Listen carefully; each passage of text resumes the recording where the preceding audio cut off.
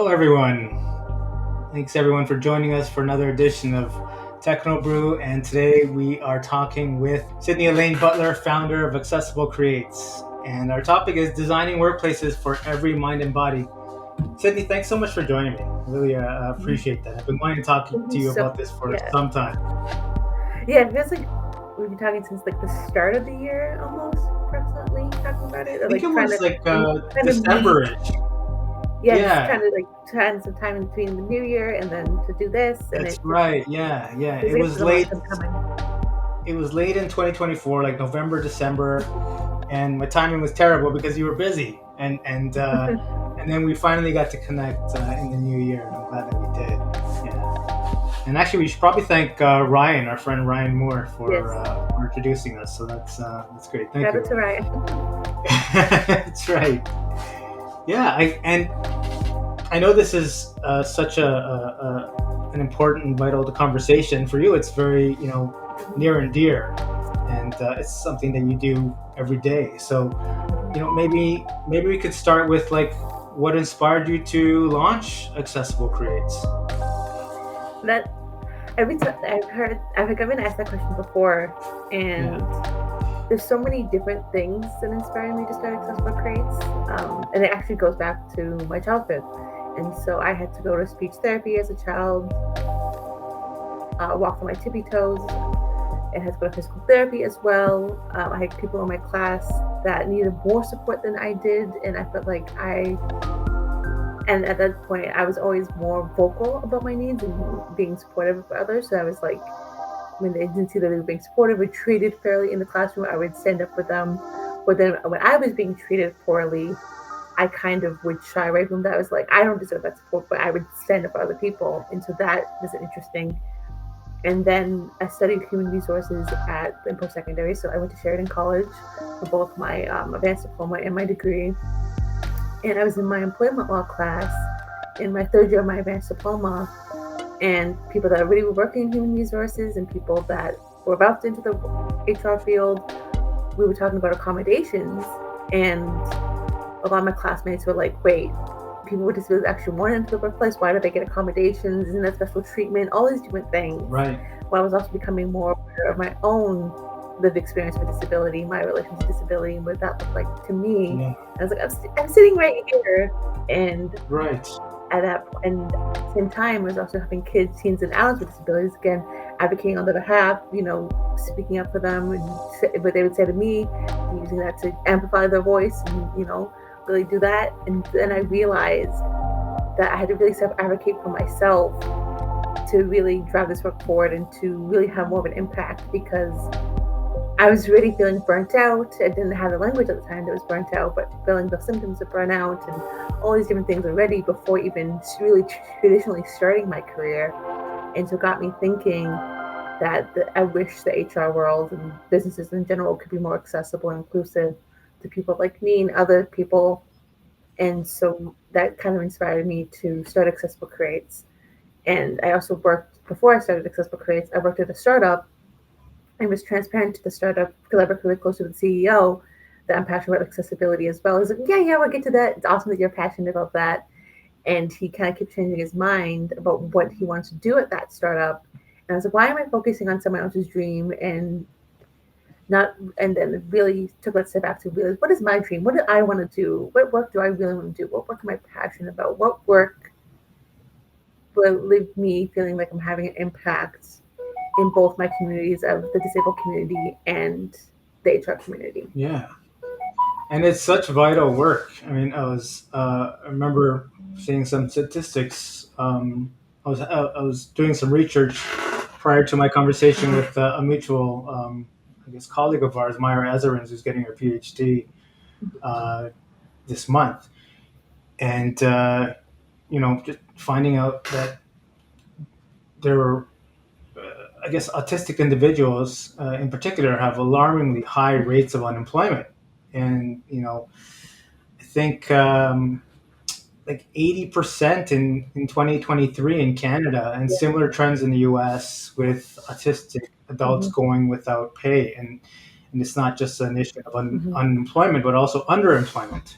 So many autistic people Yes. with advanced degrees, and they end up in entry level roles. So um, I guess that's hopefully something that your work will help to answer. I'm trying to unplug it, and it's really having people recognize that. And a lot of people talk about, like you said, like the unemployment and not being employed, but the underemployment. What does that look like, and how is it actually impacting people? What are the systems in place that are causing these things to happen? What are things that you can do is, again, human resources or businesses as a whole to shift that?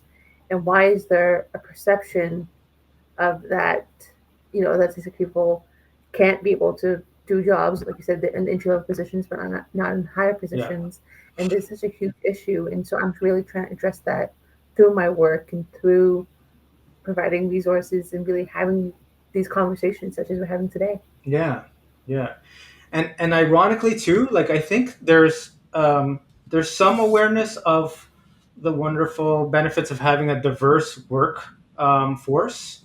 I was talking to a senior IT leader recently who said that in his realm, where he focuses on cybersecurity in particular, um, neurotypicals like myself, we see things very linearly and very like it's process oriented. Developers, it's very like zeros and ones and very line by line focused, and so there's a strict methodology. And when it comes to these new threat vectors like polymorphic AI threats, Mm-hmm. people who are on the autism spectrum have this wonderful way of seeing things and seeing the world and data, and to them it's completely normal, and for us it's very difficult, and they can see around and solutions, and they have this wonderful creativity that we just simply don't possess as neurotypicals. And when I ask, well, that's awesome, like, so how are you attracting them? He says, well, right now they don't have that in place HR wise, and so unfortunately it's hard to attract that talent, and so hopefully you and I can uncover some things that will help to address these Mm-hmm. issues across the board, because there's I think some maybe there's some light at the end of the tunnel, where there's this awareness that, yeah, there's these wonderful skill sets and competencies that are there, that are just being sort of like shuffled into maybe entry level positions, where maybe I mean, if given an opportunity, they would really shine and show um, you know that the intrinsic value, and just just their Mm-hmm. individuality as a strength for the organization. Yeah, and I think really understanding that, again, we all have, a lot of times my clients are like, what are the benefits? There's so many articles about how neurodiversity, um, when the competitive advantage it has. But again, everyone should be considered as an individual, right? And I think, yes, by having these like these categories and having it displayed, like, oh, increases innovation, like you said, sees things in a different way, but also still understanding that we're all individuals and that we all have individual skills and things that we bring to the team, the experiences we have that shape who we are, that allow us to, we all have strengths and weaknesses at the end of the day. And so really being able to pull from those experiences and pull from those strengths is so crucial. Yeah, yeah, and I think of like that reminds me of like the definition of like neurodiversity that I particularly like, is that this idea that Mhm. there are these different ways that people think, behave, interpret information, process information, and that variety in the way that people think and behave is to be celebrated. Hmm. For sure. So, tell me then. I mean, what I Yeah. guess you know. Maybe you could walk us through what accessible workplaces look like in practice, like in good practice Hmm. for you. For me, I think at kind of at the core of workplace accessibility and accessible workplaces really looks at, what are the systems in the workplace, and really looking at, is the system working for everyone, right? And I think a lot of times people have the misconception that if it's working for the majority, it's working for everyone. But instead, seeing who it's not working for, seeing where those barriers are, removing those barriers, but also understanding those barriers that exist for disabled and neurodivergent individuals, and removing those, because it's going to help end up helping the whole workplace and helping it make more inclusive and more accessible for everyone involved. Ensuring that structures and policies are in place. A lot of times policies are very vague, or they're not fully understood to be fully inclusive and accessible. And so, what does that actually look like in actuality? What systems are you setting up for your employees? Is it, are you hybrid working, on site working, remote working? What does that look like for your employees? And are you providing that accessibility in that instances? A lot of times people think that, especially in the remote work, sometimes people think that, oh, it's on the employee to make sure that they're making an inclusive and accessible work environment for themselves. But they're still working at your organization, even though they're doing it remotely. You should have the duty to be like, you know, is your work set up to so you can succeed to the best of your ability? Having an ergonomic chair like I Right. have, and things like that. Yeah. That really, it's still on the company. And people can control the working environments more, and I can control my lighting, I control the sounds and my external environment, but it's still on the employer to really help foster that as well. And also understanding that a lot of times when companies think of an accessible workplace, they just think of a ramp, which is a crucial part of Sure. Yeah. accessibility and accessibility in the workplace. But it's so much more than that. It includes also the digital tools, the communication tool. Are you communicating in ways that the employee needs to be communicated to? Are you do you have tools for your managers or your supervisors or even fellow employees to know how to communicate in different ways? Communicate via email if that's what someone prefers. Having a phone call, having a Zoom call, or something like Yeah. that. How does that employee best interact and best process that information to best show up at work and best interact with their peers and supervisors? Right. And I guess allowing them to present themselves and show up however it feels Hmm. best for them without fear of being as one of our LinkedIn um, attendees said, neurotypical see us as quirky without the fear of being, seen as other, right? So, I mean, Yeah, exactly. And really, it's that breaking down the perception and really recognizing that bias that might exist. And we all have our own internal sure. biases based on our own experiences which shape us.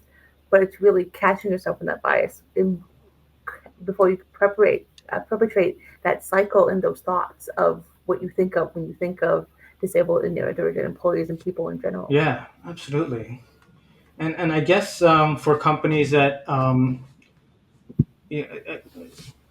who don't have the benefit of maybe a Sydney Elaine Butler working with them, looking at maybe frameworks that are available in terms of like a universal design for workplaces, like where that it strives to create these environments and products and services that are usable by all people to the greatest extent, and designing for diversity, fostering inclusivity, and making workplaces more accessible and welcoming for all employees, regardless of age, disability, or background. And I'm reading off of that because I'm going to mess it up if I don't. But I mean, does that capture the spirit of what it is that you help your clients with? Yeah, yeah, I hope them really understand why it's beneficial to create more inclusive and accessible workplaces in general. Like looking at the systems, looking at policies and procedures, looking at the day to day and the nitty gritty of all your employees, but then also understanding that it's not going to be a one size fits Yeah, all. Just gonna you still have to accommodate employees, but they need to be accommodated. There's going to have still have gaps. Still going to have issues. And so, but you have less issues if you start implementing these inclusive designs and the universal design. But again, we human beings, we have complex needs and complex things to implement yeah, sometimes, but they're not really that complex. Just having, checking in with someone, if you're a manager on a regular basis. Okay, what does that regular basis look like? Does it look like daily when they first join the organization, weekly once they get more comfortable, even monthly? What does that look like? And having those ongoing communications and support is so crucial in really fostering an accessible environment. And I think it starts from giving, the employees and managers and supervisors that awareness and giving them those tools and resources to really pull from Yeah. when it when it comes to that one-on-one support. Yeah. Yeah. Exactly. And that really comes through that one-on-one support. We were just talking before we started here about, if you've met Mhm. one autistic person, you've just met one autistic person. Because no one Exactly. of us is alike, right? You know.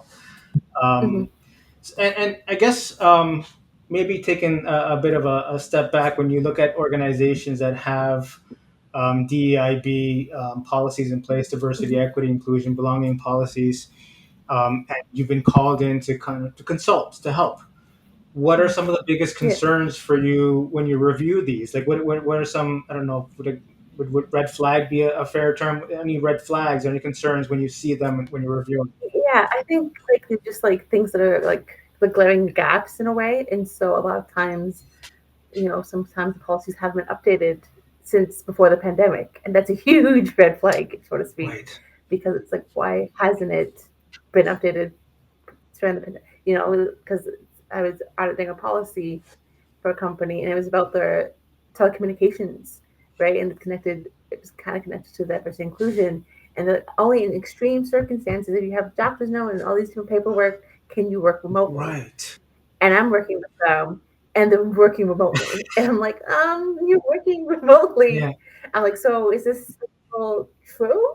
And they're like, oh no, we're gradually going back into the office now, and now it's kind of the reverse, Right. right? And so really looking at, okay, you know, annually looking at your policies and procedures, and that happened with a couple clients, Right. not with that specific type of policy, Yeah. but with different policies. Well, this policy hasn't been updated since prior to the pandemic, or even 5 years before the Right. pandemic.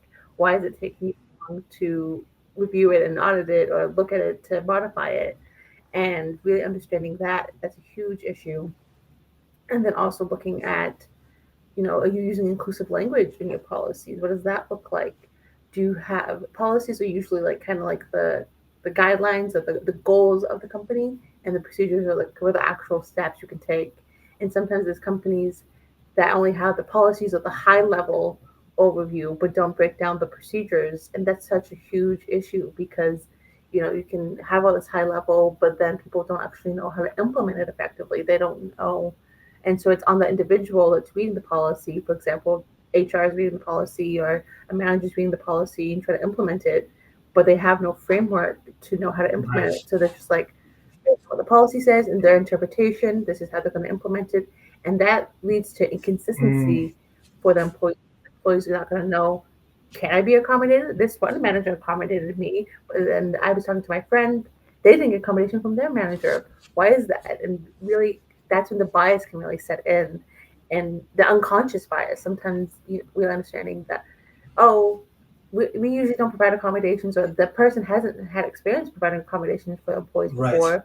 They don't know what to do. The policy is just very vague, or it's just in Ontario, the AODA, and that's basically based in the Yeah. legislation. And so, there's a lot of room for the interpretation, and that's where the problems really set in. Right. Yeah. That's, what tremendous challenge that you have to help companies, to overcome. Um, when things are, I guess, when you go in and you see these challenges and you help them to kind of work through the, building out frameworks and processes to to to truly enact this DEIB, policy, or accessibility, inclusive policies. Mhm. What kind of, changes or results have you seen, with clients, and have the clients themselves seen after working with you? Yeah, I like, so for example, like I was mentioning how we have the AODA policy here in Ontario. And so a lot of companies I've worked with, they just had that policy. I'm like, you should have a policy directly about accommodation, because the AODA briefly touches on accommodation, but it's very, again, very high level, very Yeah.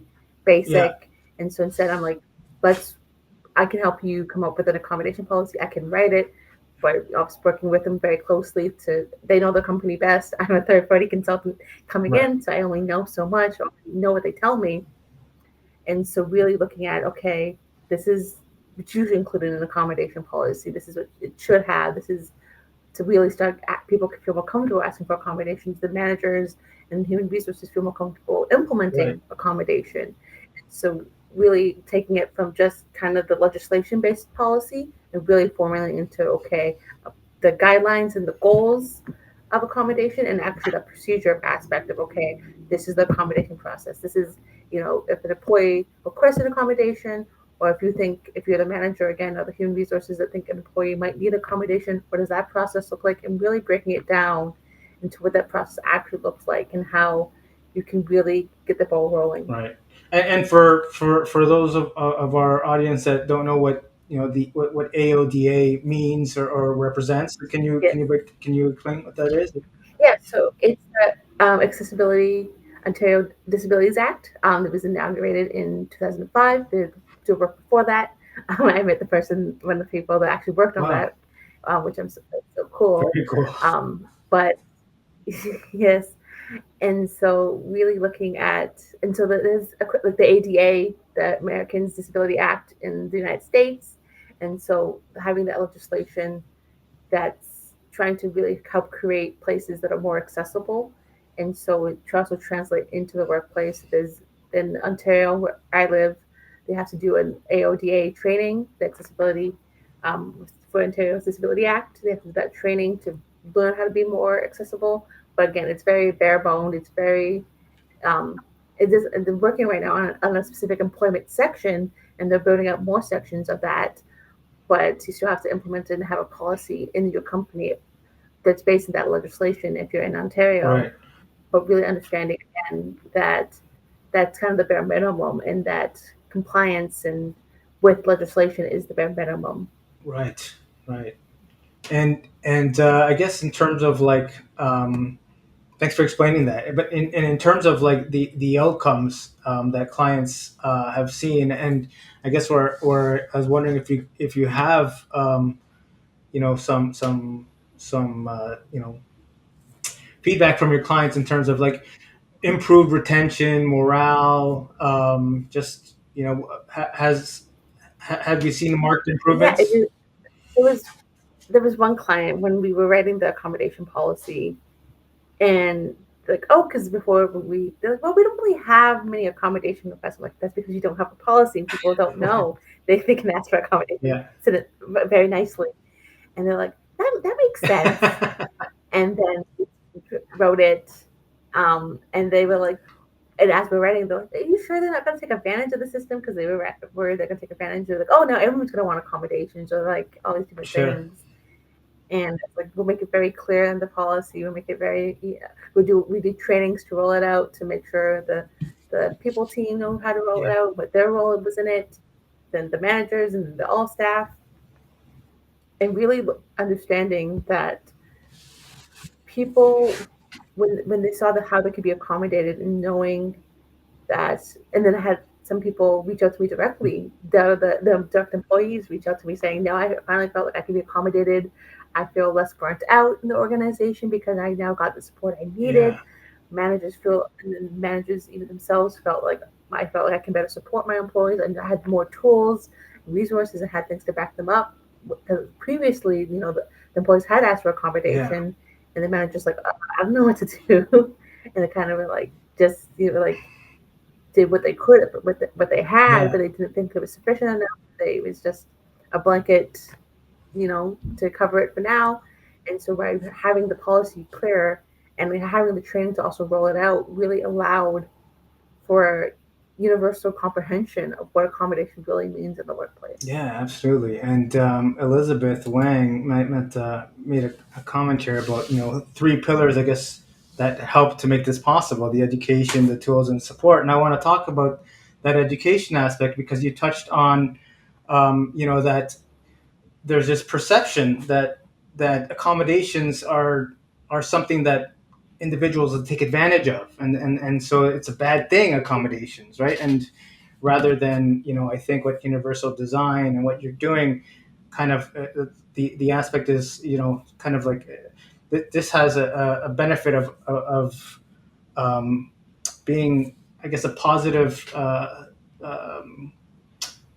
framework that results in positive outcomes for everyone across the organization. And the reason why this comes really to mind is when I was talking to my Ezrans, she did a study of 200 Mhm. individuals, 100 individuals that are on the autism spectrum and 100 neurotypicals. And it was all about, interview. In this case, it was about interviews, interview processes, and practices, and what were the fears and anxieties, and what were the challenges with the way things were, and then what accommodations, quote unquote, would you want. And when they looked at the results, they saw that for the large part, like almost across the board, Mhm. neurotypicals and neurodiverse, in this case autism, people identified with autism, Mhm. they all wanted the same things, the same Mhm. accommodations, that getting maybe, having that ability to have a video component where you could record as many times as you want, because it could be anxiety provoking to speak to a person and be on the spot and be super nervous.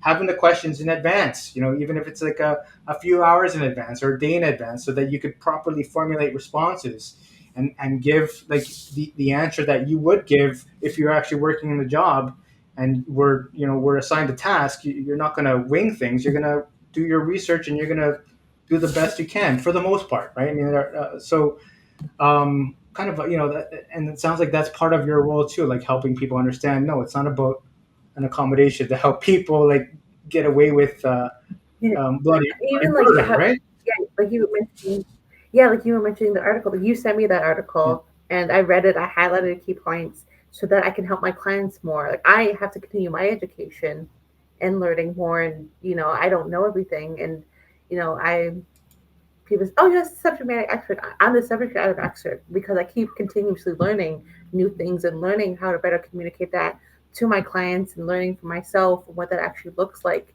And so, taking that moment to educate myself and be reading articles, I set aside. I have once a month. I just read articles and read all these different things to be sure I'm current and relevant and still, am up to date with my knowledge because things change so yeah, fast. New research is coming out every day, which is amazing. And so then be able to, and then I sometimes even cite these articles, or when I have, that, oh, that's a really good point, and I cite it in my trainings, or I cite it and explain it to my client because I'm like, I didn't come up with this content. I can talk, I can speak to it and give it more depth and give it in the context that my clients will yeah, understand.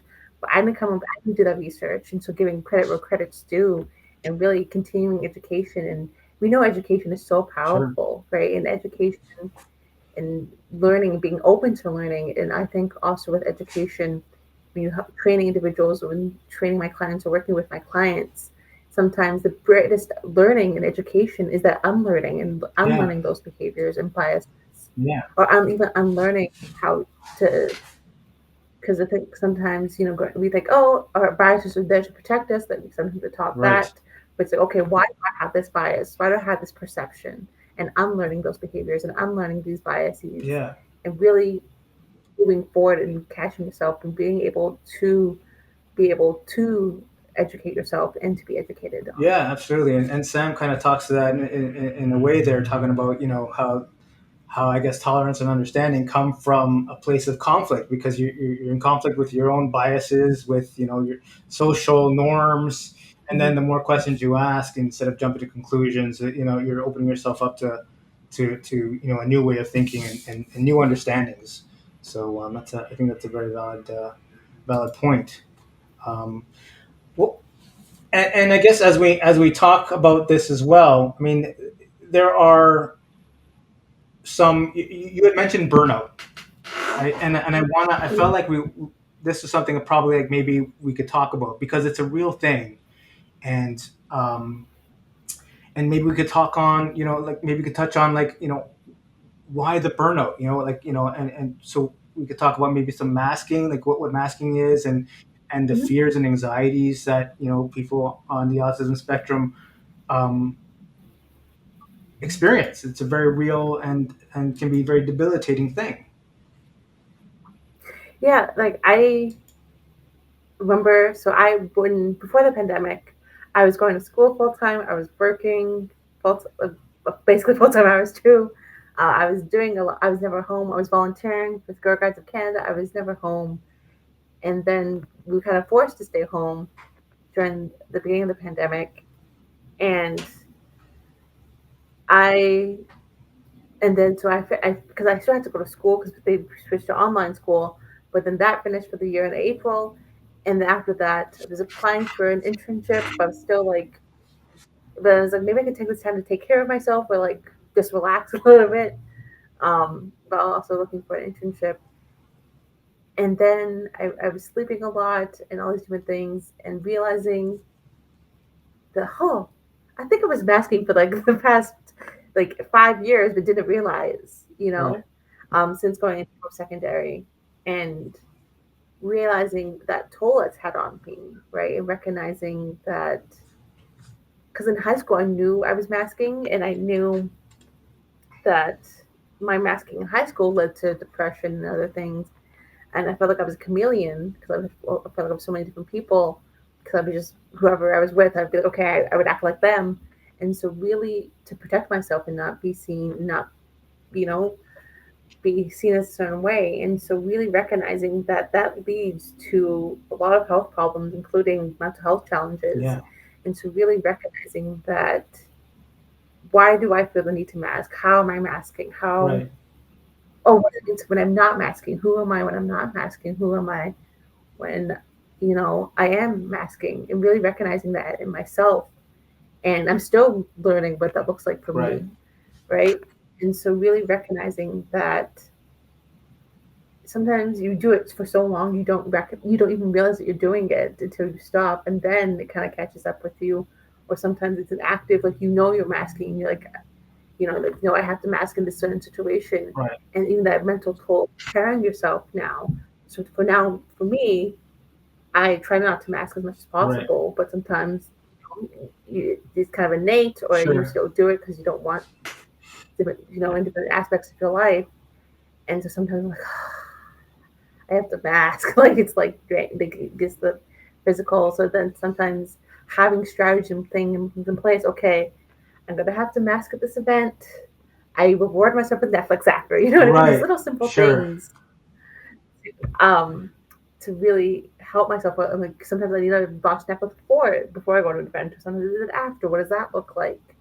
And seeing, really checking with myself. Okay, a couple of days. Oh, I felt better after I watched Netflix after the event, and I felt like I could decompress and take the mask Right. off. Or if some days, oh, that was a huge thing. I felt like I had to have a little me time, have a little unmask time, and then mask, right? And so being able to recognize it within yourself. And then I think creating spaces where you allow people to be themselves. And when you see someone doing something that you want to do, like, for example, stimming, like I'm fidgeting with my fidget toy right Right. now, and like, that's, huh? What are you doing? Like, because that's not what they're used to. I haven't seen that behavior Yeah. before. And instead of being judgmental, being just generally inquisitive, people could tell the difference, or be like, or even say, because sometimes it's hard. You don't know the person, and Yeah. sometimes tone's a hard thing for me sometimes, especially if I'm tired and other factors. And so just say, hey, I've never seen this before. Can you explain to me what you're doing? And and I'm just Right. curious, Right. and I'm really prefacing that I'm not judging you. I'm just curious. I've never seen this before. Can you explain that to me a bit Yeah. more? And so, really having strategies for both yourself, and also creating spaces where people feel like they can be themselves, and that Yeah. if people do have questions and have bias, that they can ask it in a way that is gentle and kind. Yeah. Yeah. I mean, I would go um, like it's such a long way to avoid you from having to hide your traits just to appear neurotypical for the rest of the world.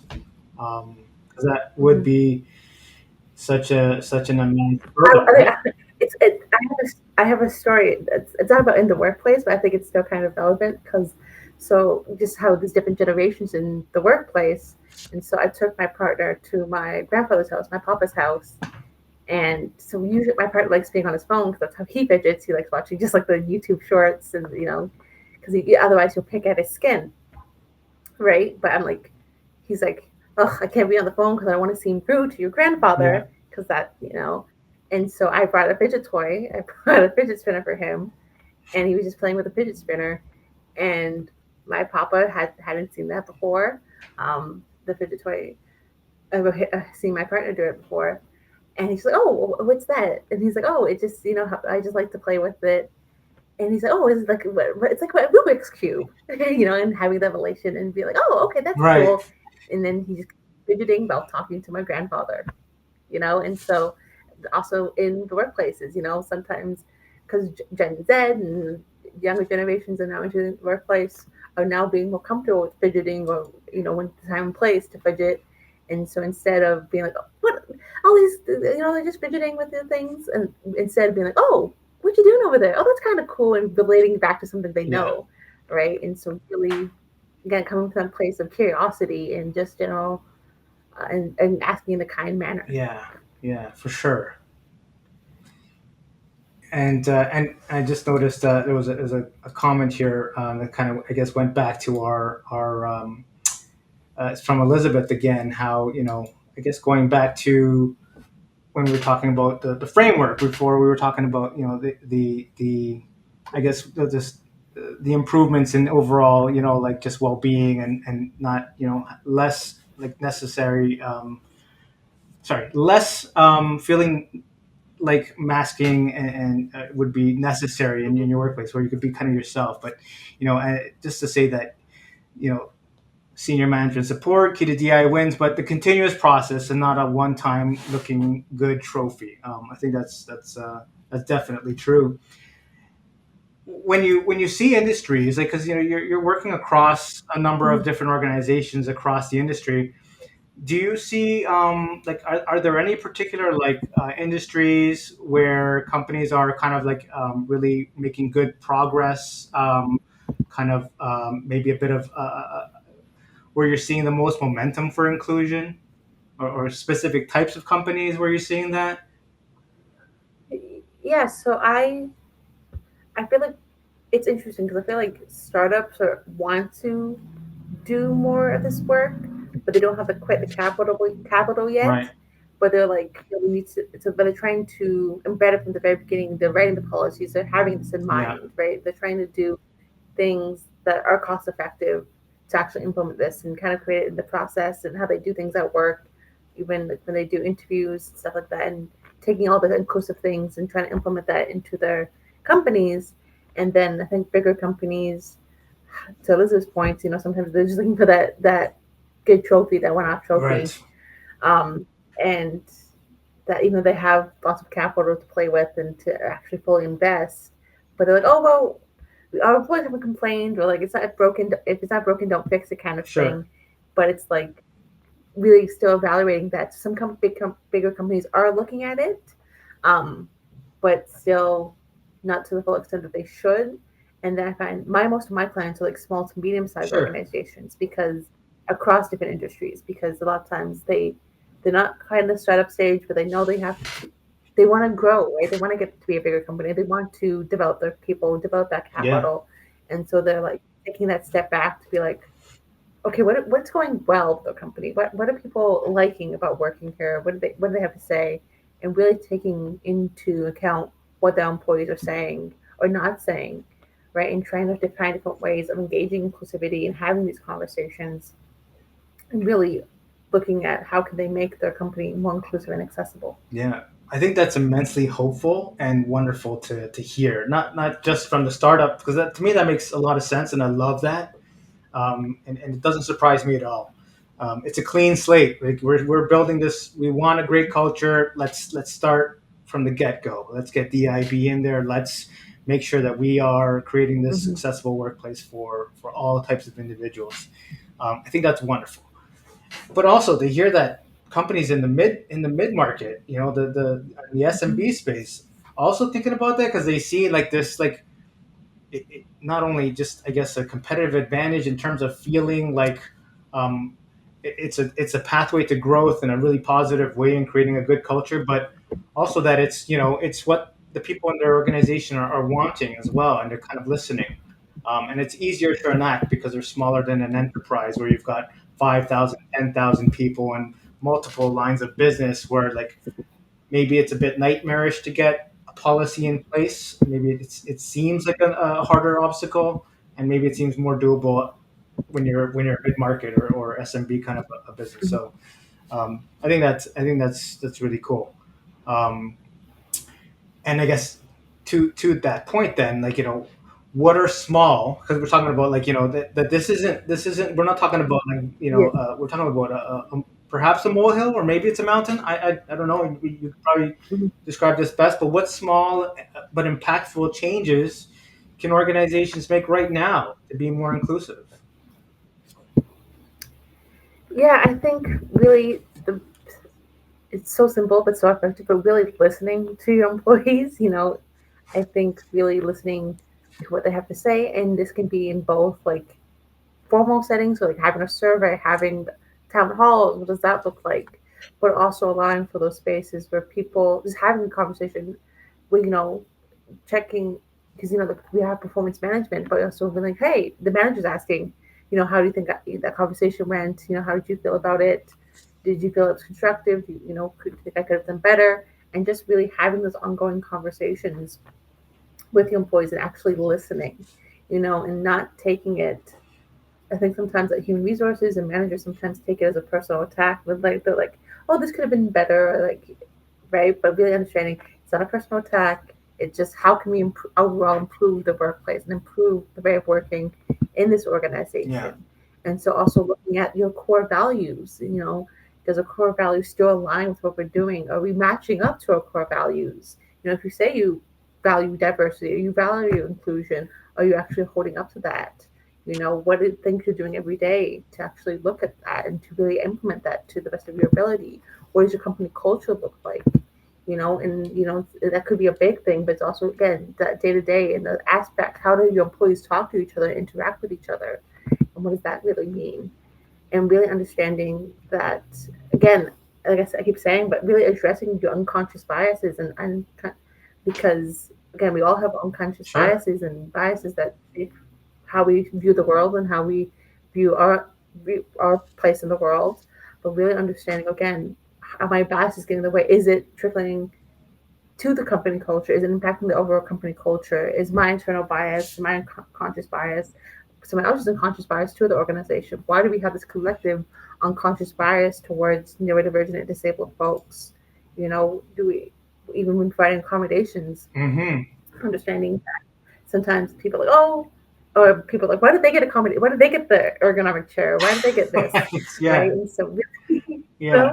it happens, Ergonomic right? And chairs for so everyone. Right? but it's like, Yeah, okay, this is, not having to say exactly why they're getting the ergonomic chair, but having awareness training or bringing awareness that accommodations are there for a yeah, reason in these certain instances, right? And really, again, the managers or the HR that's rolling out and implementing these accommodations. Of an autistic employee asks for an accommodation, yeah, and another autistic employee asks for accommodation, and it's two different yeah. things. Sometimes managers are like, "Wait, it can't be. It's not the same thing." Again, with two different individuals, it's going to be two different accommodations that we need. It can also depend on the day what we need. Absolutely. Yeah. And I love this conversation, and the reason why it is I love talking with you. We always have these great conversations. I love your insights, and the piece that was missing in my conversation with Myra before was we were talking about the interview process, right? And simple, perhaps easy accommodations that can be made that are beneficial to everyone, like, flexibility in interview times, assistance with logistics and maybe getting to interviews, or allowing for video interviews or even recording interviews, and unlimited recording sessions. Um, you know, receiving interview questions ahead of time. These kind of, thoughtful, I guess, um, allowances that allow for, mindful and relevant responses, and that would align maybe with the work habits that are desired for that particular role and in the workplace. But that just addressed kind of like the pre-hiring, and then what she had said was, many companies want, they might have a great, like, accessible, interview process, but then they drop the ball once onboarding happens. Yeah, Okay, great. You feel good, and then now you're contending with a neurotypical workplace, and so the fact yeah, that you and I are having this conversation is wonderful because it then provides that other aspect, the other part of the spectrum, no pun intended, where we are talking about what else companies can do than to keep building on what they might have already started, in their pre-hiring processes. So yeah. When I first started my business, I was like, I'm just gonna like. A lot of companies wanted to just focus on the yeah, hiring, and so I was helping them with hiring, so meeting the people where they're yeah, at. And there's so many other companies that also help with hiring, and there's a lot of companies that to retain. There's not a lot of talk about the retention sure, piece, right? And so I was like, policies and procedures. I'm a huge policy procedures and legislation yeah, nerd, and so it just made sense. And really looking at it, again, that's the backbone of an organization. And so really looking at, okay, what's in these policies that are preventing the actual retention? Because there's recruitment policies too in the companies. And there's with the retention piece, and it's like recruitment and the employee life cycle. That's the whole, like, from the recruitment process all the way to when the employee leaves the organization. Even after they're gone, it's still going to have the impact of how it happened to the organization. And because a lot of times, especially for neurodivergent and disabled folks, you know, a lot of times, the employee life cycle ends, you terminate the employment, but sometimes the negative and the positive stay with people, stay long after they're gone, neurodivergent, disabled or yeah, not, right? If you had a positive work environment that, you felt like you could thrive, you could get the support you needed, you could do your work to the best of your ability, you're going to remember yeah, that. Right, but on the flip side, even more so, sometimes you're going to remember the negative. You're going to remember, I didn't feel like I was supported. I didn't feel like I got the accommodation I deserved. My manager didn't know how to accommodate me yeah, properly, right? And so that sense of anxiety and trauma when you're going to applying for the next job, and that's going to really skew how you go about looking for jobs in the future. yeah. Speaking of the future, then I just want to be mindful of the fact that we've got, about 13 minutes left here, and maybe I'll ask one last, like, interview question, Mhm. here, where like, what's, I guess, you mentioned early on about you learning to advocate for yourself. So, there's a responsibility, I suppose, on, the leadership and the organization to create this framework and Mhm. policy that is beneficial to everyone.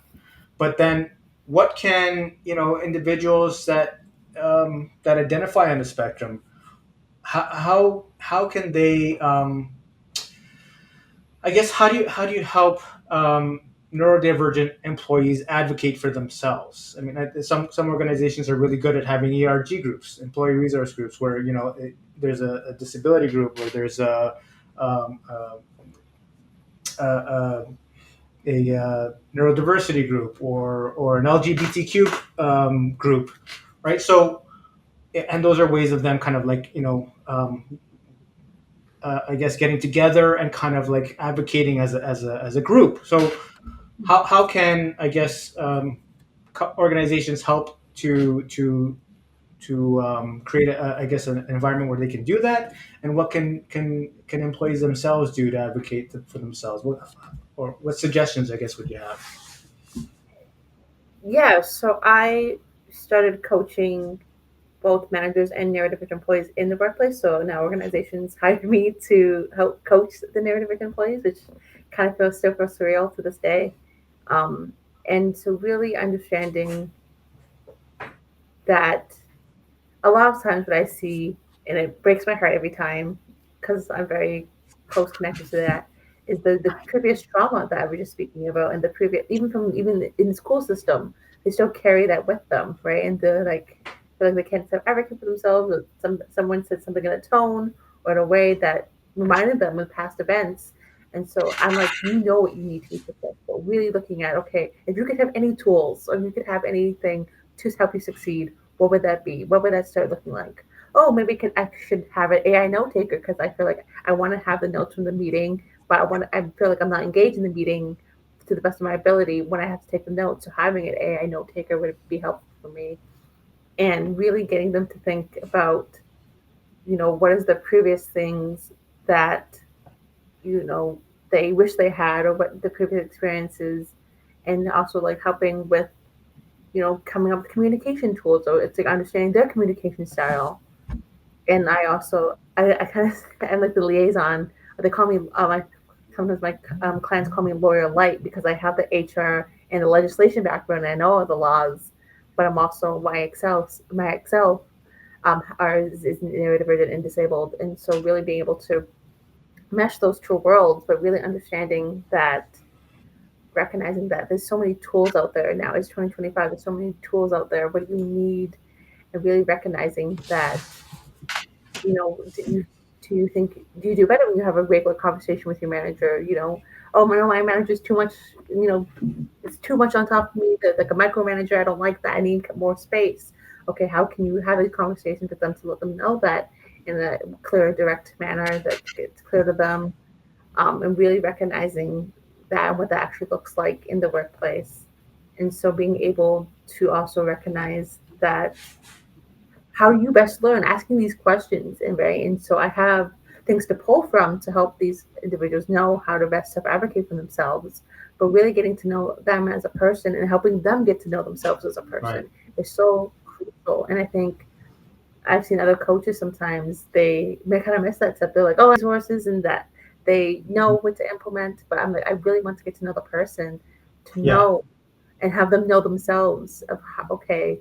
And so because a lot of times, again, them from masking or other things and the previous traumas and all these things become less self-assured, which is so sad and so heartbreaking, but Yeah. it's sad reality, right? And so again, instead of making them more self-assured, you can ask for that accommodation, you can ask for that support, right? And we also remind them they can ask for these things. And a lot of times they're like, I don't know what I can ask for. Like I have this idea of what maybe I could need, but I don't want to Yeah. be shunned or get ostracized by my manager or human resources. I'm like, nope, that's a reasonable accommodation. Even just talking to them about what is a reasonable accommodation and what is not a reasonable accommodation. What does that look Yeah. like?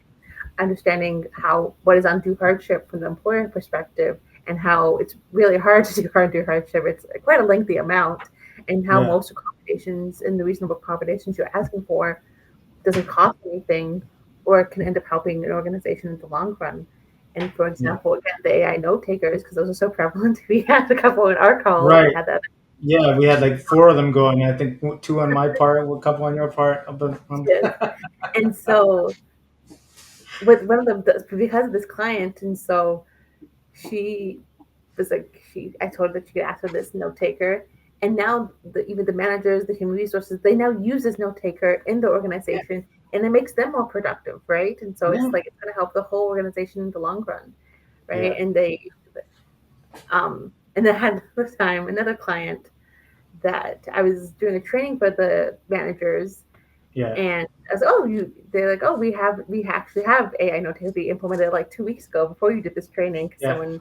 requested it, and it's changed the game, right? And so Amazing. that I was brave Yeah. enough to self advocate that they needed that, and now Yeah. it's changed the whole culture of the company, and they have that for all their meetings. Yeah, and it just kind of highlights like there's a difference between willful ignorance and just simple ignorance. Like you don't know what you don't know, right? And so Exactly. you helping them to see that is, I think, really important, and it's so great to see that. Um, my my my question for you, because we're as we come to the close here, is where do you see the future of accessibility and workplace inclusion heading? That's a good question. I really see um, the use of technology, such as the AI that I keep mentioning, um, and really, but also looking at the individual approaches. And so being able to use, like, have the technology and the tools at a whole company wide level, but then again, honing in the individual needs, and really recognizing that, again, it's not one size fits all. You can have the policies and procedures and have these things in place, and creating more universally designed inclusive workplaces, but also having people managers and managers understand that everyone is different and everyone's unique, and really implementing strategies that work for the individual, and having various toolkits that they can pull from to really help the individuals, and having those toolkits to really recognize that, hey, we have these toolkits, this might work, this might not work, let's try it out.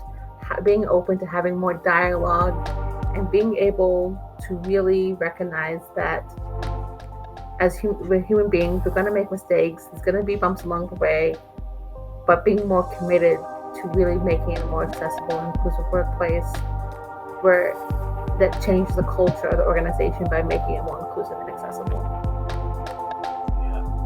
And really like helping, like putting the B in DEIB, like really helping people to feel like they belong, and not feel othered. I think that's why when I that's why I like DEIB, because I feel like the B is really important, because you want to feel like you belong wherever you are, because it's a good feeling. It's like life's too short not to belong. And not to feel Yeah, like you belong. hell yeah, amen. Yeah. All right. Well, thank you so much. I really enjoyed this conversation, and I'm certain that there are people out there that will want to know how they can work with you and Accessible Creates. So I've included your LinkedIn link for Accessible Creates, and also your LinkedIn and email for reaching you personally. Um, when if people do want to engage you, what is the best way for them to do so? What's your preference? What do you suggest for them? Wait, you can find me on LinkedIn. Usually, most people, and what I prefer is when people reach out to me directly on my LinkedIn, and Okay, then going from there. perfect. Okay, well there it is. We've got your LinkedIn profile there. We've got your email, and once again, I'll put up the LinkedIn profile for Accessible Creates, and in the notes, I guess for our recording as well. Once it's up there in the Ethernet forever, we will it'll be there for them to access. So, Sydney, thanks again so much for your time. It is an utmost pleasure for me just to be able to engage with you and get your insights, and be able to share it with everyone. So, thank you much. Thank you so much for having me, Carlos. Thanks, Sydney. That was wonderful.